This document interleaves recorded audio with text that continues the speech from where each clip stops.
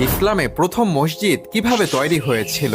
এইটা ইসলামের ইতিহাসের একটি গুরুত্বপূর্ণ ঘটনা। মক্কাতে যখন মুসলমানদের ওপর অত্যাচার নির্যাতন শুরু হলো, তখন আল্লাহর আদেশে নবী সাল্লাল্লাহু আলাইহি ওয়াসাল্লাম মদিনাতে হিজরত করেন। তিনি মদিনাতে পৌঁছানোর পথে কুবা নামক এক স্থানে অবস্থান করেন। কুবা অঞ্চলে থাকার সময় নবী সাল্লাল্লাহু আলাইহি ওয়াসাল্লাম ও সাহাবীগণ আল্লাহর ইবাদত করার জন্য একটি মসজিদ তৈরির উদ্যোগ নেয়। এরপর নবী সাল্লাল্লাহু আলাইহি ওয়াসাল্লাম তার নিজের হাতে প্রাকৃতিক উপকরণ দিয়ে মসজিদটি তৈরি করেন। এই মসজিদটি তৈরি করা হয়েছিল মাটির কাঁচা ইট এবং ছাদের জন্য ব্যবহার করা হয়েছিল গাছের ডাল ও খেজুরের পাতা দিয়ে। আর ইসলামে এই সর্বপ্রথম তৈরি মসজিদের নাম হলো মসজিদে কুবা। আর এই মসজিদে নামাজ আদায় করা এতটাই ফজিলত যে হাদিসে এসেছে, যে ব্যক্তি একবার মসজিদে কুবাতে নামাজ আদায় করবে সে ব্যক্তি ওমরাহ করার সওয়াব পাবে। পবিত্র কোরআনে আল্লাহ তাআলা নিজে এই মসজিদের প্রশংসা করেছেন।